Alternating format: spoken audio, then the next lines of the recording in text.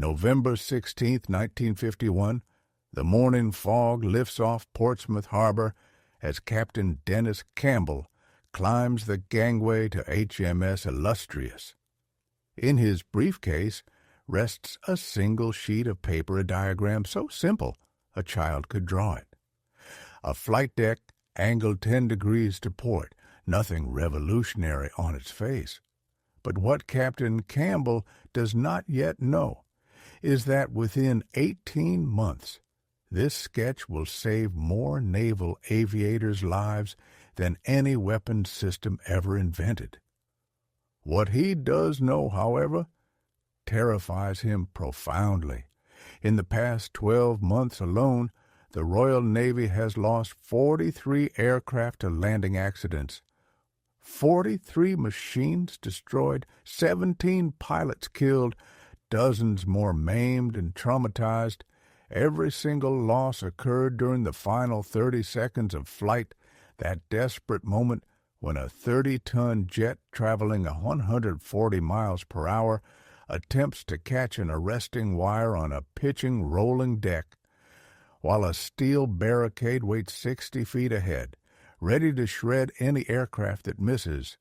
But the Americans face even worse numbers. In 1951, U.S. Navy carrier aviation suffered 776 Class A mishaps accidents, resulting in death or aircraft loss. That translates to more than 2 catastrophic accidents per day during peacetime. The Korean War has amplified the carnage beyond imagination. USS Boxer reported 7 barrier crashes in a single deployment. Princeton lost 9 aircraft in just 4 weeks.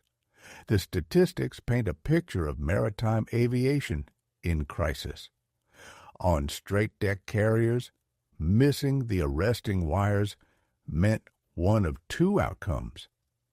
Either the aircraft would slam into the crash barricade at full throttle, or it would plow into the densely parked aircraft forward, creating a fireball that could kill a dozen men in seconds. The psychological weight on pilots was immense. They lived with the knowledge that one mistake, one missed wire, one moment of poor altitude judgment could incinerate not just themselves, but a dozen sailors working the flight deck. The problem was fundamental and spoke to a generation gap between naval architecture and aviation technology. The jet age had arrived, but carrier aviation could not keep up. The F-9F Panther landed 40 knots faster than the propeller-driven Hellcat it replaced. Worse, the Panther's new turbojet engine took a full 7 seconds to spool up from idle in eternity when you're sinking toward the ocean at 20 feet per second. Compare that to the piston-driven fighters of World War II, where pilots simply chopped the throttle on the landing signal officer's cut signal and literally fell onto the deck. Jets could not do that. They had to land with power on, maintaining thrust until the wheels touched, because their engines responded too slowly if they needed to climb away for another attempt. This created a hellish scenario that trapped both pilots and engineers in an impossible situation. Pilots flew their final approach with engines already spooled up, committed to landing, unable to climb quickly if they missed the wires. They were gambling with their lives on every single landing. Engineers knew the problem. Test pilots understood it. Admirals saw it in the casualty reports. Every senior aviator knew that carrier aviation had reached its breaking point. Jet aircraft were the future, but futures do not matter when the present is killing your people every single day. The problem that everyone saw, but nobody solved, the problem began in 1945 the moment Lieutenant Commander William P. Rowe made the first jet landing aboard USS Wake Island. His experimental FPR-1 Fireball touched down at 90 knots, 20 knots faster than any piston fighter, and the arresting gear cables screamed as they absorbed the kinetic energy. The landing was successful. The warning was ignored. Military bureaucracies have a way of processing warnings slowly, and this one moved at glacial pace. By 1950, every major navy faced the same crisis. The British, Americans, French, and Soviets all discovered that jet engines revolutionized speed and altitude capability, but their slow throttle response created a deadly trap for carrier operations. The solution everyone pursued was predictable and inadequate. Better barriers, stronger barriers, faster deploying barriers. The British developed the flex deck, a rubber landing surface that theoretically could catch jets without landing gear. Test pilot Lieutenant Commander Eric Brown made 40 landings on the system at Farnborough and called it fundamentally sound in reports. He called it bloody terrifying to his friends. The Americans built stronger barriers. The Bureau of Aeronautics spent $3.2 million developing the Davis barrier system, a mechanical web capable of stopping a 25,000-pound aircraft at full throttle. When it worked, it was impressive. When it failed, and it failed regularly, the devastation was total. A 30-ton jet at 100 miles per hour, loaded with 30,000 pounds of fuel and ordnance, would plow directly into the parked aircraft forward. Catastrophe became routine. Captain Bruce Williams, Air Operations Officer aboard USS Kearsarge, watched 11 men die in March 1951 when a barrier failed catastrophically. The accident report noted, aircraft struck barrier at full power. Barrier separated, aircraft continued forward. Forward meant into 6 parked Corsairs. The resulting fire reached aviation gasoline stores. 14 aircraft destroyed, 11 personnel killed, 23 injured, carrier operations suspended for 48 hours. And this was just one accident, one day, one ship. Every barrier improvement was merely a Band-Aid on a systemic problem. Stronger barriers did not prevent crashes, they just contained them. The real issue, every senior aviator knew, lay with the flight deck itself. Captain William T. Razier, head of aviation military characteristics at the Office of the Deputy Chief of Naval Operations, wrote in June 1945, current landing procedures force all aircraft into a 60-foot impact zone with zero margin for error. This is incompatible with jet aircraft performance characteristics. Translation: we designed our carriers for propeller aircraft that could land at 70 knots and abort landing in the last second. Jets land at 130 knots and cannot abort. We are trying to land 1952 aircraft on 1942 ships. People will die until we fix this fundamental mismatch. Everyone agreed. Everyone saw the problem. But nobody could solve it. The British tried flexible decks. The Americans tried better barriers, backup barriers, emergency net systems. The French tried reducing aircraft weight. Nothing worked. The accident rate climbed with each passing month. What the naval establishment needed was someone crazy enough or innocent enough to question the one thing nobody questioned. Why does the landing area have to be parallel to the ship's axis? Enter Dennis Campbell, the bureaucrat who would change naval aviation. What they needed was Dennis Campbell. Though Dennis Campbell was not supposed to solve anything, he was a bureaucrat. Captain Dennis Royal Farquharson Campbell was born November 13, 1907, in Southsea, England. He entered the Royal Navy in 1925 as a midshipman. He qualified as a pilot in September 1931, early enough to fly fabric biplanes, late enough to understand that naval aviation was not a gentleman's hobby, but a profession demanding engineering precision and systematic thinking. During World War II, Campbell flew Fairey Swordfish torpedo bombers, the obsolete aircraft that nonetheless helped cripple the Bismarck during that famous chase.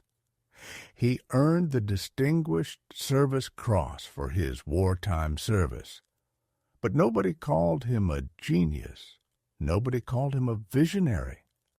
After the war, the Admiralty assigned him to the Ministry of Supply as Deputy Chief RN Representative, a desk job managing technical liaison between the Navy and civilian contractors. He had 0 engineering credentials, no advanced degrees, no theoretical background in hydrodynamics or aeronautics. His job was paperwork, tracking development schedules, attending coordination meetings, signing requisitions, pushing pencils. But Dennis Campbell possessed one quality that credentials cannot teach. He could not ignore dead pilots. In 1951, Campbell attended the funeral of Lieutenant Michael Mick Lithgow, a test pilot killed when his jet hit the barricade on HMS Implacable. Lithgow had been Campbell's student, just 23 years old, with a perfect approach and perfect speed. But he had floated 6 feet too far and missed the wires. The barricade failed. Lithgow's aircraft disintegrated. His widow was 5 months pregnant. Campbell stood at that graveside and later told his deputy, Lieutenant Commander Nick Goodhart, "This is insane. We're murdering them with our own equipment. A pilot does everything right and still dies because 60 feet is not enough margin for error. There has to be another way." Goodhart expected nothing more to come from this declaration. Officers say things like that at funerals. Rank has obligations and grief flows through official channels. But Campbell kept obsessing. He pulled accident reports. He interviewed landing signal officers. He studied landing patterns obsessively. He was not an engineer, so he did what non-engineers do. He drew pictures. The revelation came during a train ride from Portsmouth to London. Campbell sketched carrier decks in his notebook, trying to visualize how to give pilots more room. If you cannot make the landing area longer because of the ship's length, make it wider. If you cannot make it wider because the ship has a fixed beam, angle it. Angle it. He drew a flight deck, canted 10 degrees to port. Now, the landing zone did not end at the barricade. It ended in open water. A pilot who missed the wires could shove his throttle forward, climb away, and try again. No barricade, no parked aircraft, no catastrophic collision, just air and ocean and a second chance. The idea was so simple it felt stupid, which meant either he had discovered something brilliant or he had overlooked something obvious that every real engineer already knew was impossible. The meeting that nearly killed the idea. On August 7, 1951, Captain Dennis Campbell convened a meeting at the Ministry of Supply. In attendance were Louis Buddington, Director of Naval Air Department at Farnborough, Rear Admiral M.S. Slattery, Chief of Naval Research, and 6 senior aviation engineers. The men in the room were not enthusiastic about having their time wasted by a bureaucrat with sketches. Campbell opened his briefcase and showed them his diagram. The room erupted. "That is completely illegal," someone said. Commander James, Senior Flight Operations Specialist, did not raise his voice. He did not need to. His words hit like pronouncements from physics itself. The International Air Navigation Convention requires all flight operations to align with vessel axis. What you're proposing violates a maritime aviation law written after 15 years of carrier operations. This is not innovation, Captain. This is amateur nonsense. Campbell had expected resistance. He had not expected condescension. The senior flight operations officer continued, "You're asking pilots to land across the ship's natural motion. Carriers pitch and roll around their keel. An angled deck means pilots approach at an angle to that motion. They'll be fighting drift constantly. The landing area will be moving underneath them in ways they cannot anticipate. You will increase crashes, not reduce them." It was an objection grounded in plausible-sounding physics, which made it more dangerous. The room absorbed the argument. Lieutenant Commander Goodhart started to respond, but Louis Boddington, the civilian engineer from Farnborough, held up his hand. "Show me the math," he said. Campbell blinked. "I beg your pardon." "The math," Boddington repeated. "You say pilots will fight drift. Calculate it. An 8-degree angle on a deck moving through 12-degree rolls. What is the differential drift over a 30-second approach?" Silence. Boddington looked at the other engineers. "Anyone?" Nobody spoke. Then Boddington said, "We test it. Captain Campbell, the Royal Aircraft Establishment at Farnborough, has a painted outline runway. We can paint an angled deck outline on HMS Triumph's flight deck. In 1 week, we run simulated touch-and-go approaches. If the drift problem is real, we will measure it. If it is theoretical catastrophizing, we will know that too." Rear Admiral Slattery leaned back. "Louis, you understand that if you paint an angled deck on Triumph and pilots start crashing, you are ending both your career and Captain Campbell's?" "Noted, sir," Boddington replied. "And if it works, we stop killing pilots who did everything right." The decision was made. The meeting ended with authorization to proceed. The British trials. Paint on a flight deck. Changes everything. The tests began in September 1951. HMS Triumph left Portsmouth carrying an angled deck painted in white outline across her axial flight deck. Not a structural modification, just paint. For 3 weeks, Navy pilots made touch-and-go approaches, pretending the painted line was a real deck edge. The drift problem that everyone predicted did not exist. Pilots adapted in 2 landings. What they discovered instead was freedom. Lieutenant Peter Chilton, one of the test pilots, later wrote, "I came in too high, floated past the wires, and for the first time in my career, I was not terrified. I just poured on power and climbed away. No barrier waiting to kill me. No aircraft ahead. Just clean air and a second chance. I felt like I had been given my life back." By October, the painted deck trials proved the concept worked. Now came the hard part, convincing everyone else.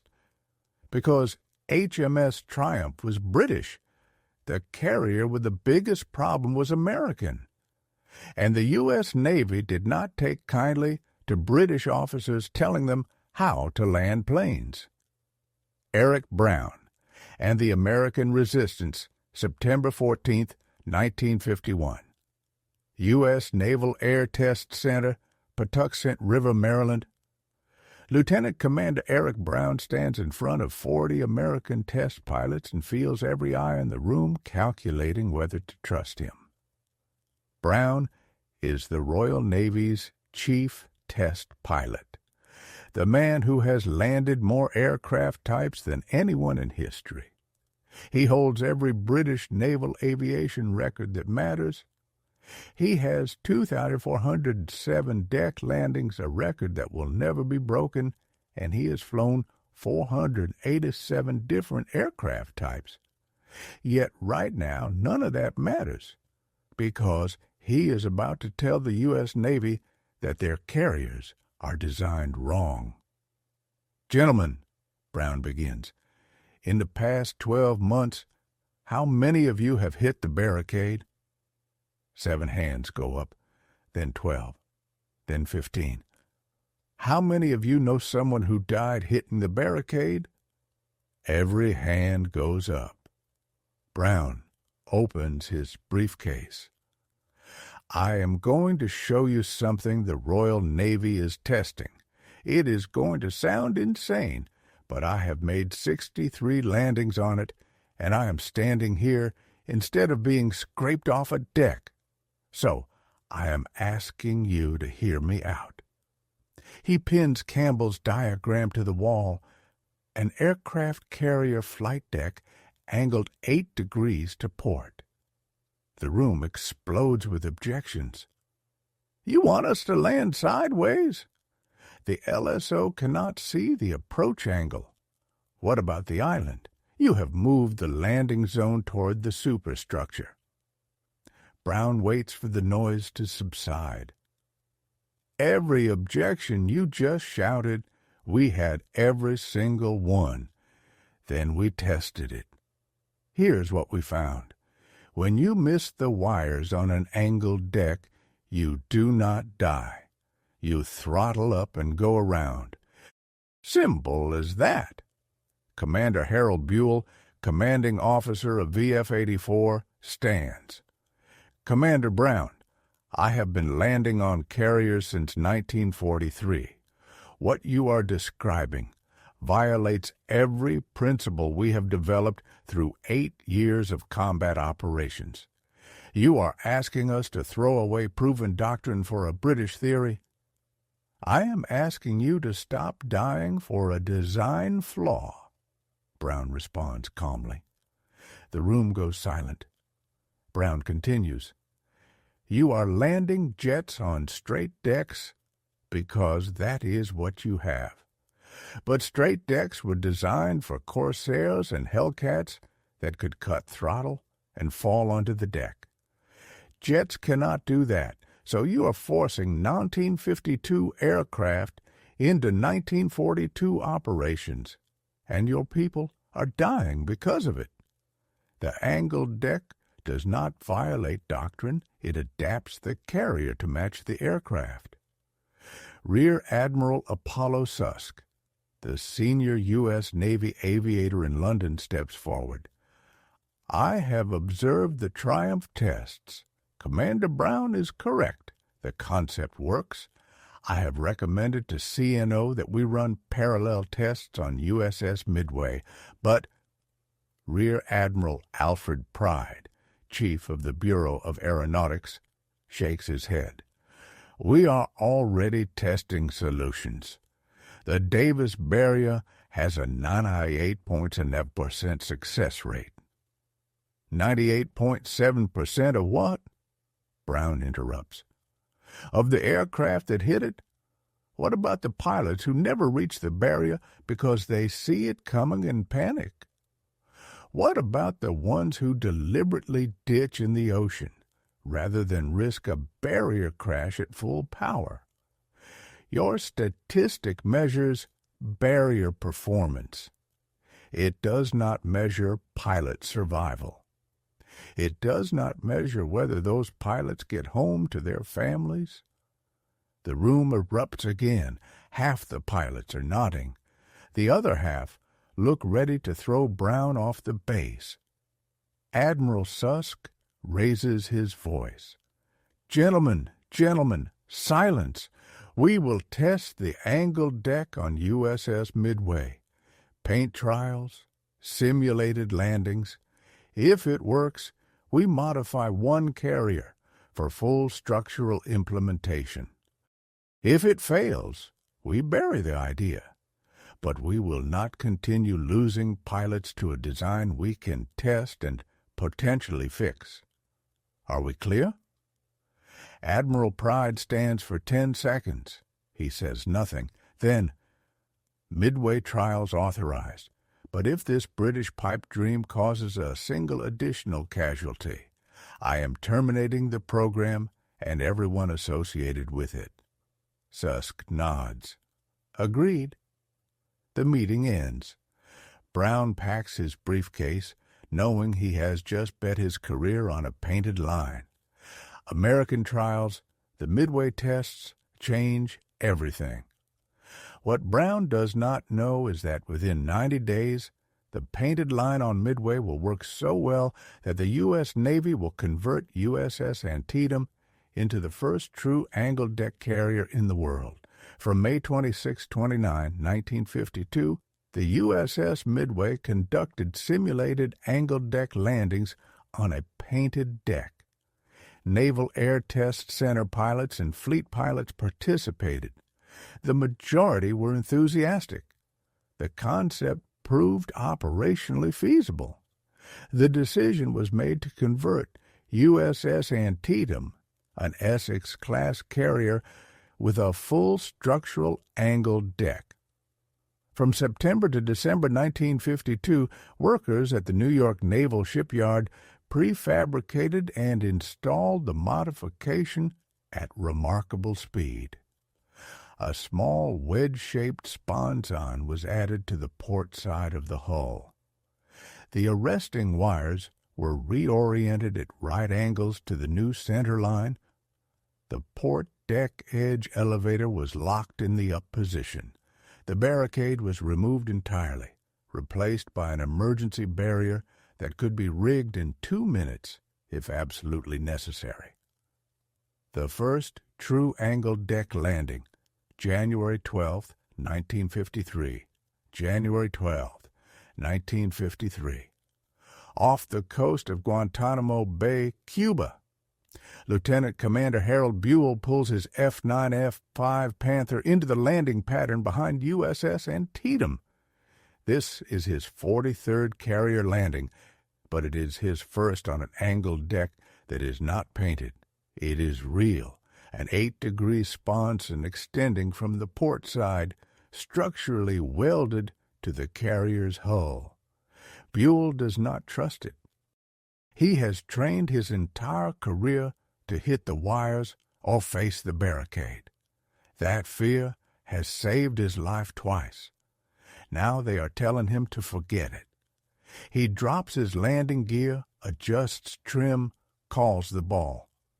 "Panther, ball 3.2, he radios. "Roger, ball," the landing signal officer responds.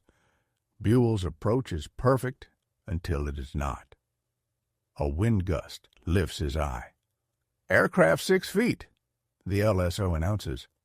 He is high.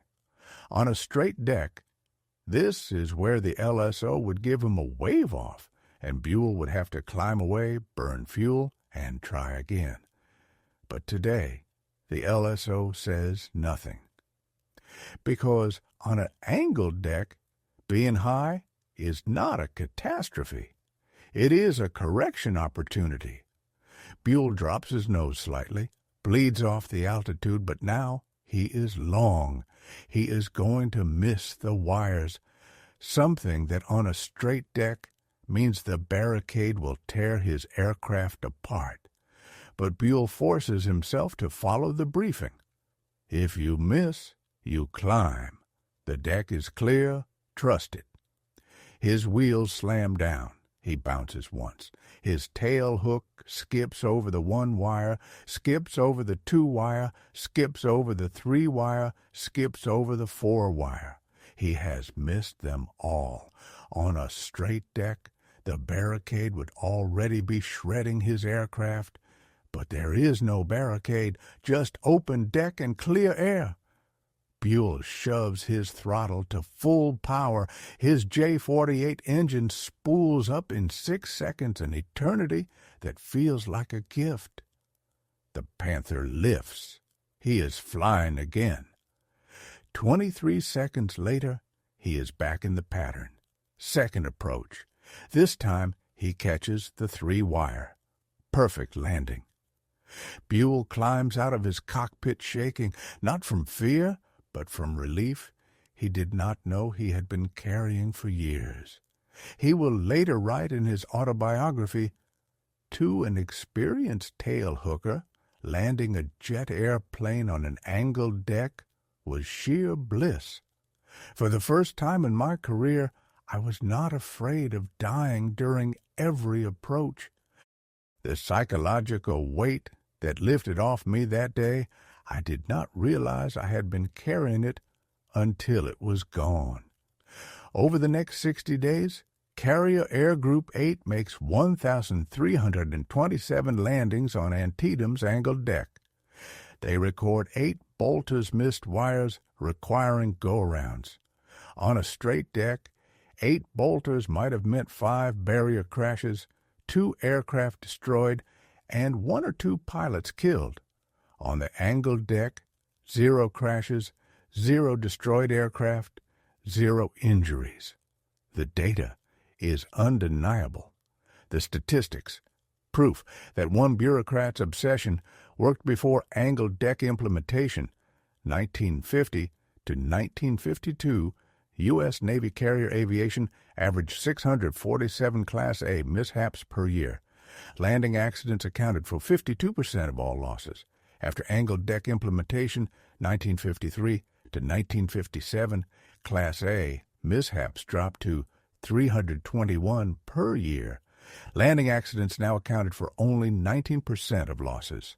The reduction, 75% fewer landing accidents, 80% fewer barrier-related fatalities. But statistics do not tell the human story. Lieutenant James Davidson does. On March 8, 1953, Davidson brings his damaged Panther back to Antietam. Hydraulic failure, no flaps, landing speed 20 knots too fast. On a straight deck, he would have ditched in the ocean rather than risk a barrier crash at 145 knots. But Antietam has an angled deck. Davidson makes 4 approaches, misses the wires on every attempt.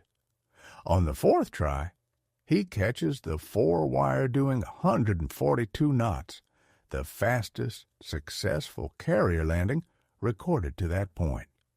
His aircraft stops with 11 feet of deck remaining. He writes to Captain Campbell 6 months later, "Sir, I never met you, but I am alive to write this letter because you had an idea everyone said was impossible. My daughter was born last month. I got to be there because you refused to accept that good pilots should die for bad design. Thank you does not cover it, but thank you." Global adoption and Soviet conversion. The British implement angled decks on HMS Ark Royal in 1955, the first carrier designed from the keel up with an angled deck.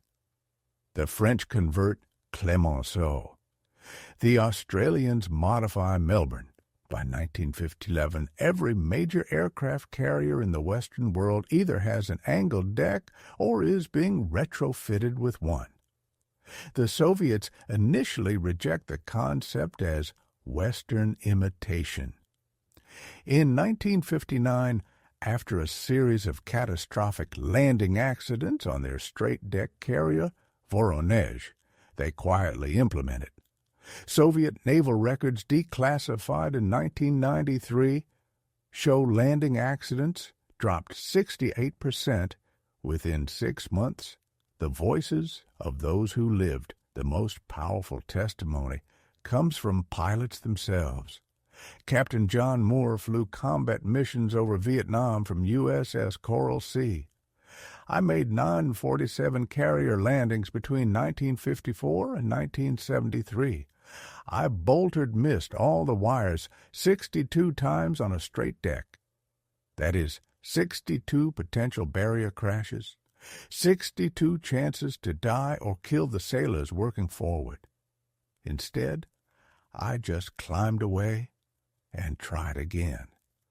Every pilot my age has a moment when we think about the friends who died in the 50s hitting barricades.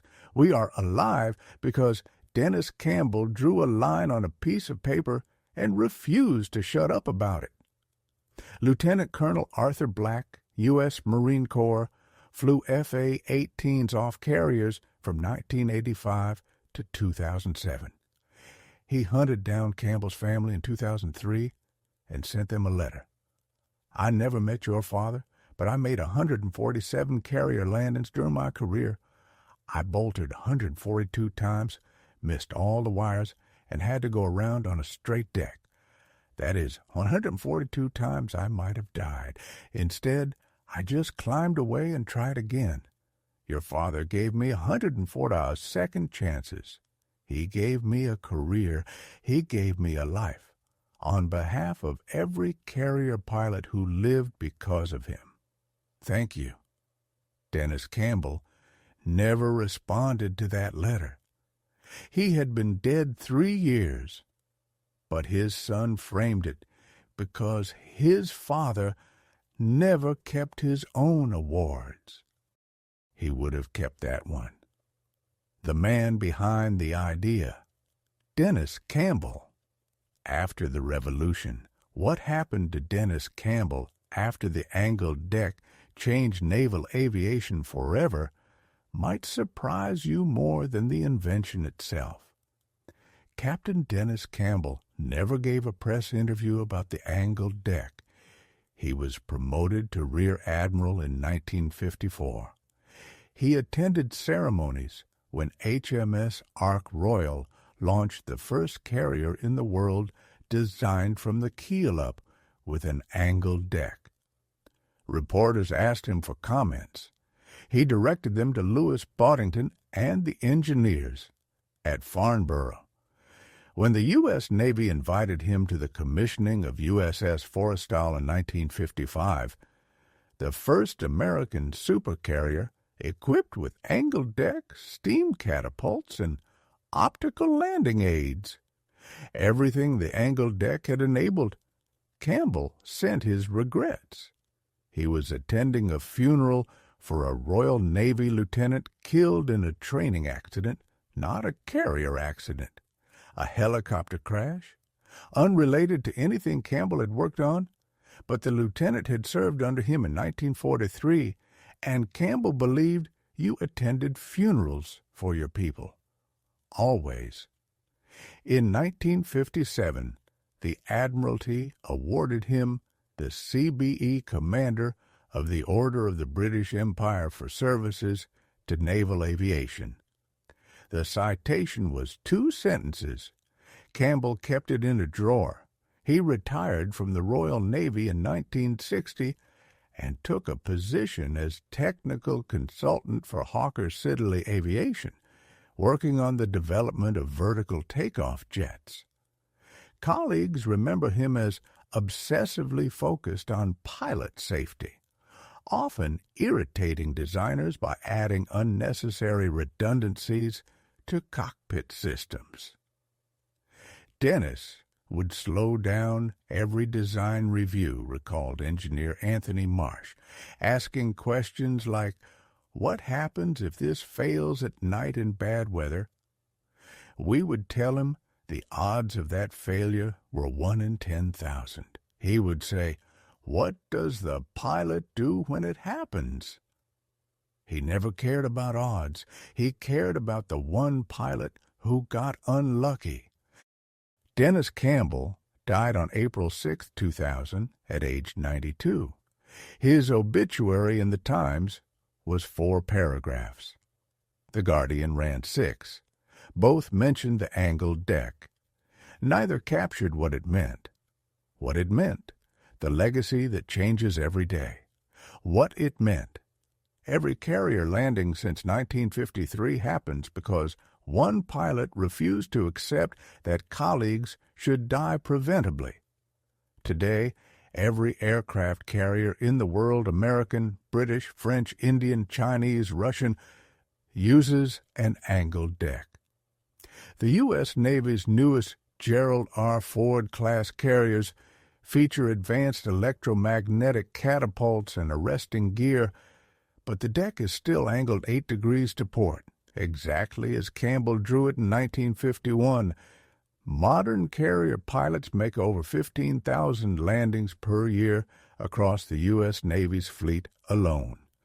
Bolter rate, approximately 8%. That is 1/200 missed wire approaches annually. Without the angled deck, those would be 1/200 potential barrier crashes. How many lives saved? Hundreds per year. Over 70 years, tens of thousands. But the deeper lesson transcends statistics. Some breakthroughs do not come from the experts. They come from the person who refuses to accept that is how we have always done it as an answer. Captain Campbell was not an engineer. He was not a test pilot. He was a bureaucrat who could not ignore dead friends. He possessed the audacity to draw a simple line on paper and ask why not. He possessed the courage to face mockery and condescension from the very experts whose job was solving impossible problems. The angled decks saved more lives than any Medal of Honor recipient. It revolutionized naval warfare more than nuclear power or guided missiles. But it did not come from committees or laboratories. It came from a train ride, a notebook, a sketch, and the refusal to shut up when everyone said it was impossible. That is the real story. That is why it matters. Because the next Dennis Campbell might not be an admiral or an engineer, might not have credentials or degrees, might just be someone who sees a problem everyone accepts and refuses to accept it. History does not always belong to the loudest voices or the highest ranks. Sometimes it belongs to the one person who will not let good people die for a bad design. Sometimes one person's obsession really does change the world.